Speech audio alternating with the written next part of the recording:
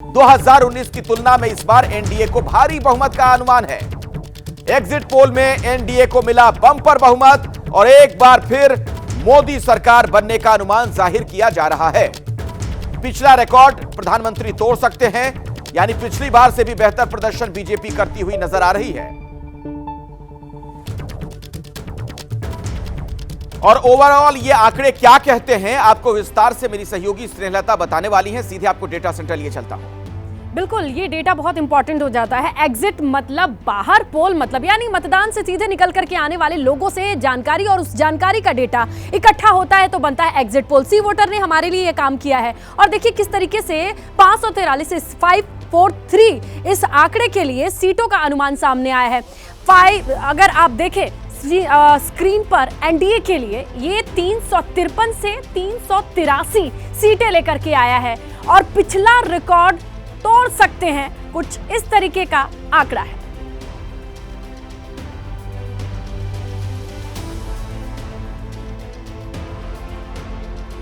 और चलिए अब एग्जिट पोल पर हम लोग बातचीत करेंगे। अलग अलग शहरों में मैं आपको लिए चलूंगा क्योंकि जनता इस वक्त क्या सोच रही है। नतीजों का हर किसी को इंतजार है, लेकिन एग्जिट पोल के बाद जनता जनार्दन के मन में क्या है समझेंगे। वाराणसी में आपको लिए चलूंगा, वीरेश पांडे के पास। दिल्ली से मदिहा मेरे साथ जुड़ी हुई हैं, आप देख सकते हैं। रविकांत भी आपको स्क्रीन पर नजर आ रहे हैं, उनके पास भी मैं आपको लिए चलूंगा। लेकिन सबसे पहले प्रधानमंत्री मोदी का जो संसदीय क्षेत्र है बनारस, वहीं चलते हैं वीरेश के पास। वीरेश, अभी 3 दिन पहले मैं भी वहीं पर था, आपके साथ ब्रेकफास्ट टेबल पर हम लोग की बातचीत हो रही थी। अब आज एग्जिट पोल के बाद जनता क्या सोच रही है उस पर मैं आपसे बातचीत करूं, लेकिन उससे पहले एग्जिट पोल पर केंद्रीय मंत्री हरदीप सिंह पुरी ने क्या कहा वो जान लेते हैं। इतनी इंथुजियाज्म, उत्साह है। एग्जिट पोल आए हैं और 4 तारीख को जब हम मिलेंगे उस समय क्या माहौल होगा। अगर आप 2014 और 2019 का एक्सपीरियंस देखें तो एग्जिट पोल उस समय क्या कह रहे थे और हमारे भारतीय जनता पार्टी के क्या आंकड़े आए थे। Bharatiya Janata party by itself will get at least 10 to 15% more seats. अगर 10% ज्यादा हुआ तो 333 आती हैं, 15% ज्यादा हुआ तो 345 आएंगे। मैंने राहुल गांधी जी तो अपना जैसे ये चुनाव का के नतीजे आएंगे वो तो कहीं जहां पे भी जाना होगा, थाईलैंड या स्पेन या वहां चले जाएंगे और फिर तो वहां तो पारिवारिक कंट्रोल है, डिवाइन राइट ऑफ किंग्स, तो उसका कह देंगे। खारगे जी ने दिया था एस्टिमेट, अब खारगे जी पे जिम्मेवारी होगी वहां। 80 सीट वाले प्रदेश यूपी में क्या जनादेश दिख रहा है। एबीपी न्यूज सी वोटर एग्जिट पोल के आंकड़ों के मुताबिक उत्तर प्रदेश में एनडीए को फायदा मिल रहा है। यूपी में फिर एनडीए बाजी मार सकती है। कहा जाता है, जो आपको पता है, राजनीतिक कहावत है कि उत्तर प्रदेश से ही दिल्ली का रास्ता जाता है, यानी जो उत्तर प्रदेश में बेहतरीन प्रदर्शन करेगा दिल्ली में उसकी सरकार बन जाती है। और इस लिहाज से बीजेपी का जो प्रदर्शन है उत्तर प्रदेश में इस बार बेहतरीन नजर आ रहा है। एबीपी न्यूज सी वोटर के एग्जिट पोल पर वाराणसी की जनता ने भी अपनी प्रतिक्रिया दी है। सुबह बनारस और जलेबी कचौड़ी का नाश्ता और बतकही, ये बनारस की खासियत है। तो हम भी पहुंच गए हैं मशहूर कचौड़ी जलेबी की दुकान पर बात करने के लिए कि एबीपी न्यूज और सी वोटर ने जो एग्जिट पोल दिया है उसमें रिजल्ट क्या है। लोगों से बात करते हैं। साहब ये बताइए कि जो एग्जिट पोल हमारा है उसमें तीसरी बार मोदी सरकार। मोदी जी तो आने ही वाले थे, लेकिन अभी 400 पार होगा कि नहीं एग्जिट पोल पे वो समझ में नहीं आ रहा है। बिकॉज अभी काफ़ी न्यूज़ में आ रहे आंकड़ा 350 के आसपास है, कुछ बोल रहे 320 के आसपास है। तो अभी जो भी होगा अभी थोड़े दिन में 4 तारीख को पता चल जाएगा कि 400 पार हो रहा है कि नहीं।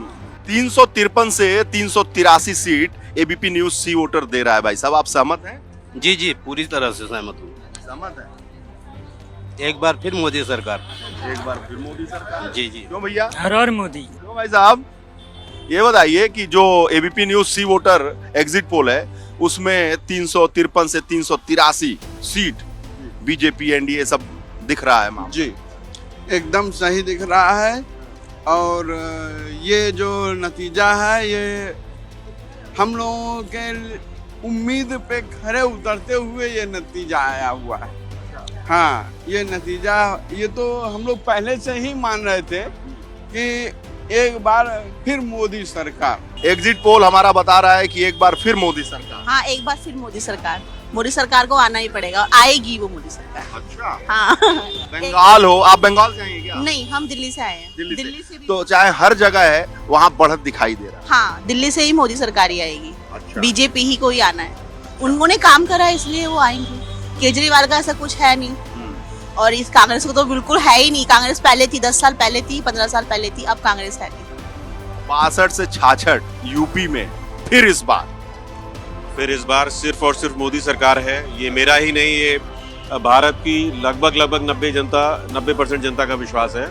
और मोदी जी आएंगी तो ही इस विश्व का कल्याण है, क्योंकि जिस हिसाब से अशांति और युद्ध चल रहे हैं पूरे विश्व में, सब शांति है। मैडम ये बताइए, कचौड़ी जलेबी तो स्वादिष्ट है ही है, ये मोदी सरकार एक बार फिर एग्जिट पोल कह रहे हैं। बिल्कुल, इस बार फिर से मोदी सरकार। तो ऐसा क्या है भाई कि तीसरी बार मोदी सरकार? जितनी चीजें जो हम लोग जो सेफ फील करते हैं, जो भी चीजें आप कहेंगे, वो सिर्फ मोदी राज्य में ही है। योगी जी और मोदी जी की वजह से ही है जो हम लोग रात को भी कहीं निकल सकते हैं तो घर वाले भी कुछ नहीं बोलते हैं कि आप सेफ हो। इस मेज पे बहुत जमावड़ा हुआ है, जलेबी भी है, कचौड़ी भी है, भाई भी हैं, दर्शन भी है। अब ऐसा बताइए कि फिर मोदी सरकार? ये तो कंफर्म है भाई, इसमें पटना क्या पूछना हो चाहे लखनऊ हो, पूरा देश है? पूरा देश। अब की बार 400 पार, वो पहले से ही क्लियर था। नॉर्थ ईस्ट में अरुणाचल प्रदेश और सिक्किम की मैं बात कर रहा हूं, और अभी की बड़ी खबर आपको बता दें, अरुणाचल में बीजेपी भारी बढ़त की ओर है, और एक बार फिर से अरुणाचल प्रदेश में रुझानों के मुताबिक बीजेपी की ही सरकार बनती हुई नजर आ रही है। ईटानगर में मेरी सहयोगी मनोज्ञा लोईवाल मौजूद हैं, उन्हीं के पास सीधे मैं आपको लिए चलता हूं। मनोज्ञा, कुल मिलाकर बड़ी तस्वीर अरुणाचल की यही कि एक बार फिर से बीजेपी सरकार।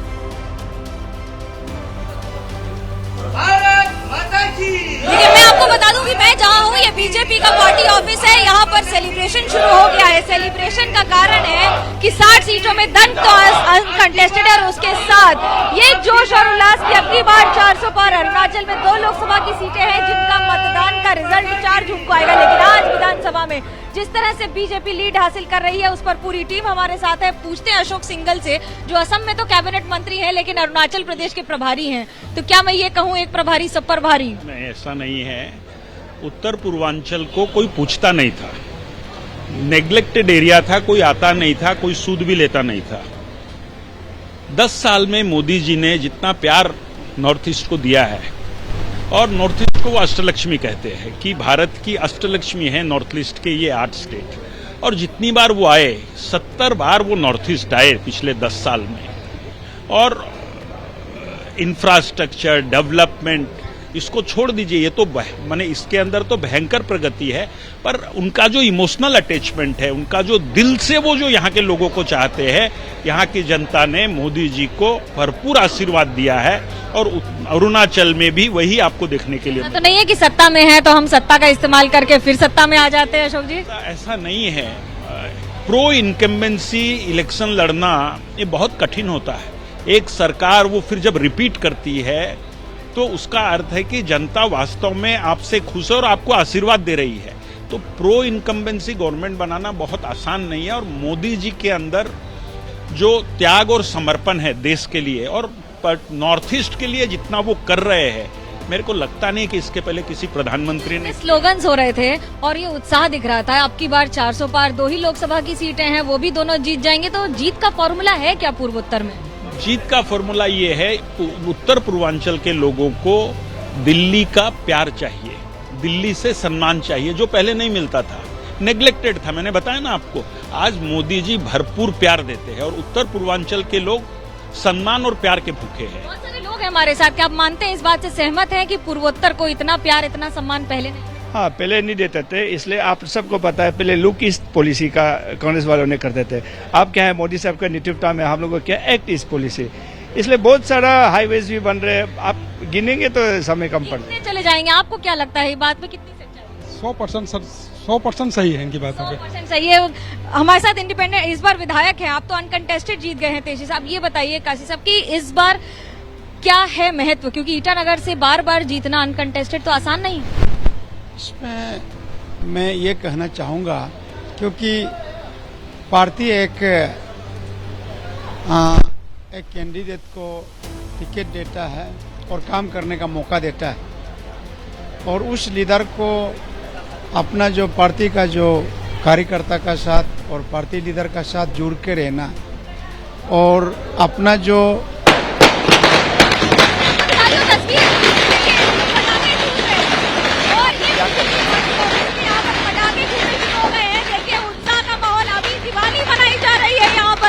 बीजेपी के पार्टी ऑफिस के सामने पटाखे छूटने शुरू हो गए हैं, क्योंकि ये माना जा रहा है कि 60 सीट पे 10 पर भी बढ़त हासिल कर ली है बीजेपी ने। जैसे जैसे आंकड़े बढ़ रहे हैं, मैं आपको ये दिखा रही हूँ लाइव तस्वीरें, और पहली तस्वीरें इस तरह से दिवाली मनाते हुए, पटाखे छोड़ते हुए, ये है पूरी पार्टी में यहाँ पर उत्साह का माहौल और जोश। और आपको ये बता दें कि पूर्वोत्तर भारत में ये पहली बार नहीं है कि बीजेपी की सरकार बन रही है, लेकिन 2024 में चुनाव में, राज्य के चुनाव में पहला रुझान आते ही अरुणाचल में किस तरह से एक और सड़कों पर पटाखे छूटे हैं, तो वहीं यहाँ पर समर्थकों में जोश और उत्साह देखते ही बनता है।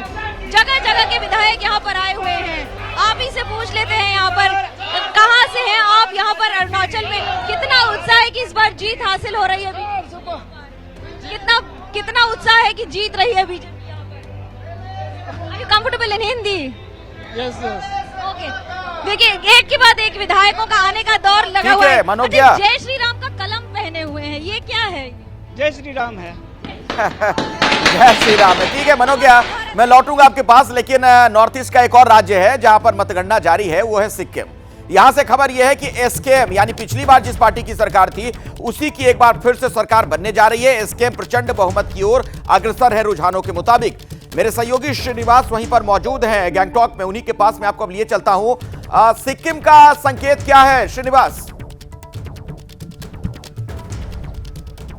अखिलेश, देखिए तस्वीर लगभग पूरी तरह से साफ हो चुकी है, और इसके बारे में ऐसे भी कह सकते हैं कि अब से कुछ देर के बाद यहाँ के जो अभी चीफ मिनिस्टर हैं और एसकेएम के नेता, वो स्टेडियम में यहाँ जनता को संबोधित करने वाले हैं। तकरीबन अब से आधे घंटे के बाद ये प्रोग्राम शुरू होना है, और इस वक्त जिस मतदान केंद्र पे यानी गैंगटॉक के मतदान केंद्र पे मैं मौजूद हूँ, आप पीछे देख सकते हैं तमाम गाड़ियों को यहाँ पे जश्न के लिए सजाया जाने लगा है। और अब से थोड़ी देर के बाद यानी कि आधे घंटे के बाद यहाँ के मुख्यमंत्री जो है एसकेएम के नेता, वो राज्य के लोगों को स्टेडियम से संबोधित करेंगे। लैंडस्लाइड विक्ट्री है, कह रहे हैं कि सिर्फ एक सीट एसडीएफ के खाते में जाती हुई दिखाई दे रही है। एक तो कहते हैं ना कि सुपड़ा साहब, ये सुपड़ा साहब से भी कुछ आगे की तस्वीर दिखाई दे रही है।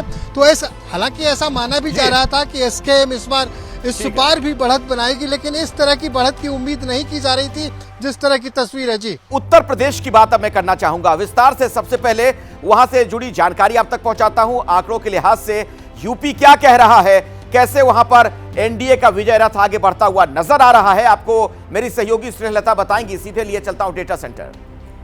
बिल्कुल अखिलेश, ये बात समझना जानना बहुत जरूरी है। 80 लोकसभा सीटों वाला यूपी, और यहाँ पर बीजेपी की तरफ से, एनडीए की तरफ से कहा गया कि हम पूरी की पूरी सीटें ले आएंगे। 100% कन्वर्जन का टारगेट लेकर के चले थे, लेकिन अब एग्जिट पोल आया है, जो आंकड़े सामने आए हैं वो भी हम आपको बताते चले। एनडीए के खाते में 62 से 66 सीटें जाती दिखाई दे रही है। एग्जिट पोल का आंकड़ा ये कहता है इंडिया गठबंधन के पास 15 से 17 सीट आ सकती है, इस बात का भी अनुमान सामने है। अन्य के पास कोई मौका नहीं है, शून्य दिखाई दे रहा है। लेकिन ये बड़ी बात है, जहां एनडीए की तरफ से 80 सीट का टारगेट तो लेकर के चला गया, लेकिन 62 से 66 सीट एनडीए के खाते में जा सकती हैं। कैसे जाएंगी, क्या एनालिसिस है इसके लिए? Back to you Akhilesh. बिल्कुल, एग्जिट पोल में यूपी में बीजेपी को बम्पर जनादेश की तस्वीर नजर आ रही है, लेकिन इसे लेकर यूपी के नेताओं के अपने अपने दावे हैं। सुनवाते हैं। प्रधानमंत्री जी के नेतृत्व में भारतीय जनता पार्टी की एनडीए की सरकार ने जो शानदार जीत इस लोकसभा चुनाव 2024 में हम लोग जीत दर्ज करने जा रहे हैं, ये हमारे लिए हमारी सरकार का सेवा, सुशासन और गरीब कल्याण को जो मोदी जी की नीतियां हैं उसी की जीत होगी। और निश्चित रूप से जो विपक्ष ने प्रोपगंडा फैलाकर एक नकारात्मक माहौल बनाने की कोशिश की है उसकी पराजय होगी। जो एग्जिट पोल के आंकड़े हैं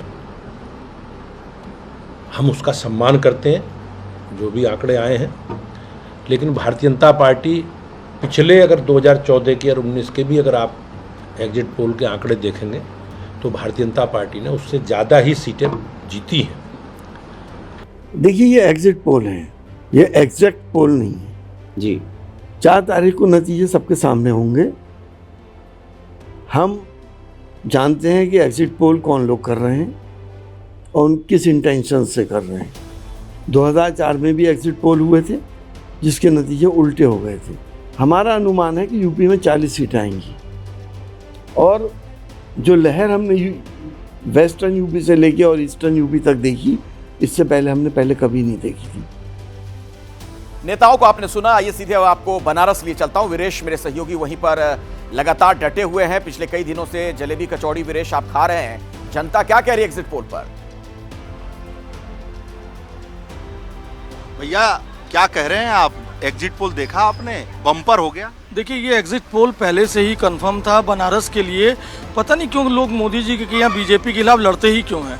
उनके पास ना कोई एजेंडा है, ना कोई सिस्टम है, ना कोई विजन है। आपस में एकाएक मिल गए, एक दूसरे को गाली देते देते। आपको नहीं लगता ये अजीब गरीब साइकोलॉजी है? हमको तो लगता है इन लोगों का टेस्ट होना चाहिए, इनका नार्को टेस्ट होना चाहिए कि इन लोग किस बेस पे मिल जाते हैं। हाँ, कैसे मिल जाते हैं? बहन जी ये बताइए, ये बम्पर सीटें आ रही हैं भारतीय जनता पार्टी को एग्जिट पोल में? जी बिल्कुल आनी चाहिए और आनी भी थी, क्योंकि देखिए जो चीजें होंगी जो करेगा। एबीपी न्यूज सी वोटर एग्जिट पोल के आंकड़ों के मुताबिक पंजाब की अगर अब मैं बात करूं तो यहां 13 सीटों में से एनडीए को 1 से 3, कांग्रेस को 6 से 8, आम आदमी पार्टी को 3 से 5 और अकाली दल का तो खाता खुलता हुआ नहीं दिख रहा है। चंडीगढ़ आपको लिए चलता हूं। रविकांत मेरे सहयोगी वहीं पर मौजूद हैं। रविकांत, इन आंकड़ों पर, एग्जिट पोल के आंकड़ों पर जनता क्या कह रही है? आपके लोगों से बातचीत हुई होगी।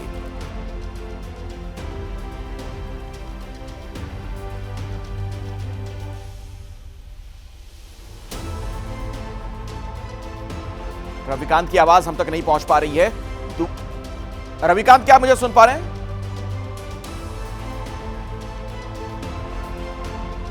एग्जिट पोल पर बहस और 4 जून को मतगणना की तैयारी के बीच इस वक्त सूत्रों के हवाले से एक बड़ी जानकारी सामने आ रही है। पीएम मोदी आज 7 मीटिंग करेंगे। पहली बैठक में नॉर्थ ईस्ट में तूफान पर चर्चा होगी। दूसरी बैठक में पीएम देश में हीट वेव पर करेंगे चर्चा। मतगणना से पहले ही 100 दिन का एजेंडा तय करेंगे प्रधानमंत्री। आज 100 दिन का एजेंडा तय करने के लिए अधिकारियों के साथ बैठक करने वाले हैं प्रधानमंत्री। मेरे सहयोगी नीरज पांडे इसी खबर पर और अधिक जानकारी आप तक पहुंचाने के लिए मेरे साथ जुड़ चुके हैं। नीरज, तो चुनाव प्रचार के बाद, एग्जिट पोल के नतीजों के बाद प्रधानमंत्री मोदी कर्तव्य पथ की ओर अग्रसर हो गए हैं। बिल्कुल, अखिलेश साहब ने बिल्कुल सही कहा। प्रधानमंत्री नरेंद्र मोदी कर्तव्य पथ की तरफ अग्रसर हो गए हैं। एक कर्तव्य पथ नहीं बल्कि 2 कर्तव्य पथ है। एक कर्तव्य पथ वो जो सीधा रायसीना हिल तरफ ले जाना, यानी तीसरी बार वो शपथ लेने जा रहे हैं। और दूसरा कर्तव्य पथ वो कि जैसे ही उन्होंने अपना चुनावी कार्यक्रम खत्म किया, आज ही वो अपने कर्तव्य यानी अपने काम पे लग गए और आज 7 बैठकें करने जा रहे हैं, जिसमें हीट वेव से लेकर साइक्लोन की समीक्षा करेंगे। इसके अलावा 100 दिन का जो उन्होंने एजेंडा, जैसा कि उनका हमेशा का ये प्लान रहता है कि जब सरकार गठन होने वाला होता है तो पहले ही दिन जब वो पहली कैबिनेट में बैठते हैं तो पहली कैबिनेट में अगले 100 दिन का एजेंडा बना के बैठते हैं कि 100 दिन में हम सरकार क्या कुछ करेगी। तो ये तीसरी बार उनकी सरकार बनने जा रही है और 100 दिन का एजेंडा लेकर वो 100 दिन के एजेंडे पर बात करें, क्योंकि जो आंकड़े आ रहे हैं, जो रुझान आ रहे हैं, उसके अनुसार बिल्कुल साफ हो चुका है कि भारतीय जनता पार्टी जबरदस्त आंकड़ों के साथ अपनी पुनर्वापसी कर रहा है।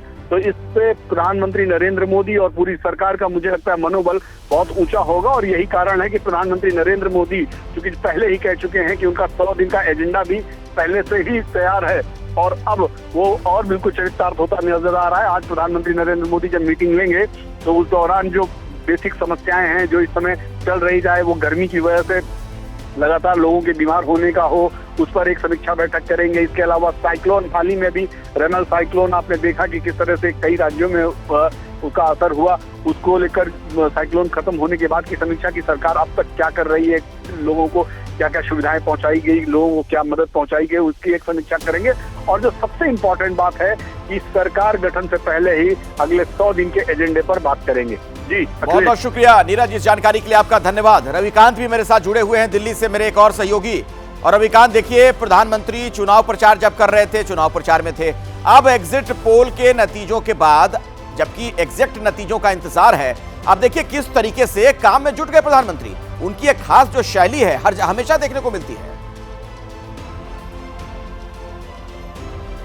यही कारण है अखिलेश कि वो इतने लोकप्रिय हैं और देश के उन दुर्गम इलाकों में जहां पर समझा जाता है कि आवागमन के साधन भी कम हैं। मैं खुद गया ऐसे घनघोर एमपी के नक्सली इलाकों में, आदिवासी इलाकों में, वहां भी प्रधानमंत्री को लोग जानते हैं। कई ऐसी जगहों पर मैं गया जहां पर सोनिया गांधी और राहुल गांधी का नाम आदिवासियों ने नहीं सुना है, लेकिन प्रधानमंत्री मोदी का नाम सुना है। प्रधानमंत्री मोदी अपनी कार्यशैली के लिए जाने जाते हैं और आज जो मीटिंग हो रही है उसमें सबसे पहले देश में जो चिंता की चीज़ें हैं उसको लेकर के मीटिंग होगी। जो हीट वेव की स्थिति है उससे कैसे निपटना है, उसमें क्या कार्रवाइयाँ हो रही हैं राहत के लिए, उस पर मीटिंग होगी। साथ ही साथ जो साइक्लोन्स के कारण पूर्वोत्तर राज्यों में खासतौर से तबाही हुई है उसको लेकर के प्रधानमंत्री मीटिंग करेंगे। उसके बाद वर्ल्ड एनवायरनमेंट डे है 5 जून को, उस पर बातचीत होगी। उसमें देश का क्या स्टैंड है, क्या कुछ देश करेगा। दिल्ली की जो सभी 7 सीटें हैं इसकी भी अब मैं बात करना चाहूंगा। बीजेपी फिलहाल काबिज है, आपको पता है, लेकिन इस बार बीजेपी ने कई सीटों पर प्रत्याशी बदले। महा एग्जिट पोल में इस बार दिल्ली में इंडिया अलायंस का खाता खुलता हुआ नजर आ रहा है। आपको यह पता है कि यहां पर आम आदमी पार्टी 4 सीटों पर और कांग्रेस 3 सीटों पर चुनाव लड़ रही है। दोनों गठबंधन में इस बार हैं दिल्ली में 7 लोकसभा की सीटों पर। और खबर यह कि इंडिया अलायंस का खाता खुल सकता है, यानी बीजेपी 7 सीटें क्या नहीं जीतेगी इस बार, यह सवाल है। अगर इंडिया अलायंस के खाते में सीट जाती है तो जो एग्जिट पोल है उसका यह साफ इशारा, इंडिया अलायंस का खाता खुल सकता है। पिछली बार बीजेपी ने 7 की 7 सीटें यहां पर जीती थीं और इसके पहले भी इसी तरीके का भारतीय जनता पार्टी का प्रदर्शन दिल्ली में रहा। लेकिन इस बार एग्जिट पोल के मुताबिक, इस एग्जिट पोल के मुताबिक दिल्ली में इंडिया अलायंस का खाता खुलता हुआ नजर आ रहा है। और सीधे आइए आपको डेटा सेंटर लिए चलता हूं स्नेहलता के पास। वो अलग अलग सीट के हिसाब से ये पूरी जानकारी आप तक पहुंचाएंगी। बिल्कुल अखिलेश, देखिए बहुत इंपॉर्टेंट हो जाता है जब 7 सीटें दिल्ली की हैं, लेकिन बड़ी बात यह है कि जब पिछली बार 7 की 7 सीटें दी गई थी, दिल्ली वालों ने दिल खोल करके वोट किया, बीजेपी को सपोर्ट किया। लेकिन इस बार अगर ऐसा नहीं है तो इन 7 सीटों पर बीजेपी के कैंडिडेट सिर्फ एक मनोज तिवारी को छोड़ करके बदले गए थे। तो आखिरकार ये जो एनडीए के खाते में 4 से 6 सीटें आई हैं, ये तो आई हैं, ये पिछली बार भी आई थी, लेकिन इंडिया गठबंधन के खाते में 1 से 3 सीटें जो जा रही हैं वो कौन कौन सी होंगी, इस पर लोगों की क्यूरियोसिटी बहुत बढ़ गई, जिसके लिए 4 तारीख तक का इंतजार करना होगा। लेकिन दिल्ली वालों के दिल में क्या है ये जानना बहुत मुश्किल भी नहीं है। इसके लिए हम आपको लिए चलेंगे मेरी सहयोगी मध्या के पास। उन्होंने दिल्ली वालों से बातचीत की है, क्या कहते हैं दिल्ली वाले, आप भी सुनिए। एबीपी न्यूज सी वोटर सर्वे जो है वो आ गया है। एग्जिट पोल के मुताबिक एनडीए जो है वो बढ़त बनाए हुए है और सरकार बना रही है तीसरी बार। आखिर इस पे लोगों का क्या सोचना है, सी वोटर सर्वे पे, एग्जिट पोल पर लोगों से बात करते हैं। जरा ये बताइए कि जो सी वोटर सर्वे आया उस हिसाब से एनडीए सरकार बना रही है, बीजेपी बढ़त बनाए हुए है, आप लोग किस तरह से देख रहे हैं सर्वे? सर्वे गठबंधन की सरकार बनेगी, गठबंधन की बननी है सरकार। गठबंधन जो है इंडिया अलायंस की बात कर रहे हैं? जी जी, इंडिया अलायंस की बात कर रहे हैं तो उसकी सीटें जो हैं वो 150 से 180 के ऊपर दिखा रहे हैं, ज़्यादा सीटें नहीं दिखा पा रहे हैं। जो एनडीए है, बीजेपी है, उसकी सीटें ज़्यादा दिखाई जा रही हैं सर्वे में, तो उस पर आप लोग क्या सोचते हैं? ये कोई बात नहीं है, वो दिखा रहे हैं, दिखाना तो कोई दिक्कत नहीं है, सरकार गठबंधन की ही बननी है। प्रधानमंत्री जो बनना है वो अखिलेश उसे ही बनना, राहुल गांधी को ही प्रधानमंत्री बनना। अच्छा, मुझे ये बताइए कि दिल्ली में 7 सीटें हैं, 7 में 4 से 6 सीटें जो हैं वो तो बीजेपी की दिखा रहे हैं, सिर्फ 1 से 3 सीटें ही गठबंधन को। 7 की 7 सीटें गठबंधन की आ रही हैं, 4 केजरीवाल की और 3 राहुल की, 7 की 7 सीटें। एक महिला हैं आप, आपसे जानती हूँ कि जो सर्वे दिखाया जा रहा है उस हिसाब से भाई जो इंडिया अलायंस है उसकी सीटें इतनी नहीं आ पा रही हैं, सरकार बनती हुई नहीं दिख रही है, इस पर आपका क्या? हम तो ये चाह रहे हैं कि सरकार राहुल गांधी की ही बने, कांग्रेस की, क्योंकि हम बहुत परेशान हो गए महंगाई से।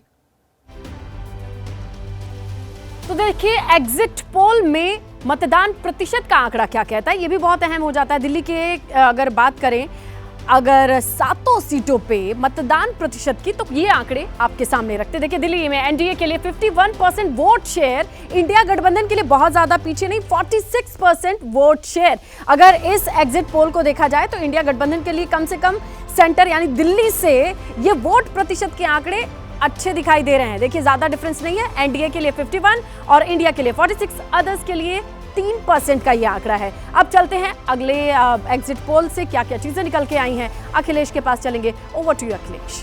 देखिए दिल्ली को लेकर एक दिलचस्प आंकड़ा ये भी है, पिछले कुछ चुनाव पर अगर आप गौर करें कि यहाँ 7 सीटें जो पार्टी जीतती है उसकी केंद्र में सरकार बनती है। क्या इस बार भी कुछ ऐसी तस्वीर देखने को मिलेगी?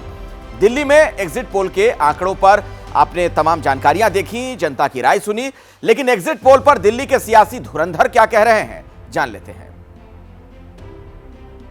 पहली बात तो ये जो एग्जिट पोल है ये भारतीय जनता पार्टी के दफ्तर में तैयार किया गया है और जितने भी आंकड़े आप देखेंगे सारे टीवी चैनल के आंकड़े लगभग एक जैसे हैं। ऐसे आंकड़े आप दे रहे हो जिस पे लोग हंस रहे हैं, इसका मतलब आज आम आदमी पार्टी से सबसे ज्यादा नफरत किसको है? बीजेपी को है। बीजेपी ने अपने दफ्तर में बता दिया भाई 0 से 2 सीट आएगी आम आदमी पार्टी की पंजाब में, लिख दो, वही एग्जिट पोल वाले लिख दे रहे हैं। ये मोदी सरकार का एग्जिट पोल है। ये एग्जिट पोल जनता के वास्तविक निर्णय से दूर दूर तक कहीं भी मैच नहीं करता। जो जनता का एग्जिट पोल है 295 से ज्यादा सीटें इंडिया गठबंधन की आएंगी और इंडिया गठबंधन की सरकार बनेगी देश में। हास्यास्पद क्लेम है उनका ये 295 तो कह रहे हैं, लेकिन अभी प्रेडिक्शंस आया जो एग्जिट पोल का, तो देश ने इंडिया जो अलायंस था इंडी, जिसका इंडिया नाम रखने की कोशिश की, उन्होंने भारत को भी बेचने का प्रयास किया। तुष्टीकरण की राजनीति, क्राइम की राजनीति, दंगे केवल बंगाल में क्यों हुए, मारकाट सरपूर्ण, उत्तर प्रदेश में क्यों नहीं हुआ, तमिलनाडु में क्यों नहीं हुआ, आंध्रा में क्यों नहीं हुआ?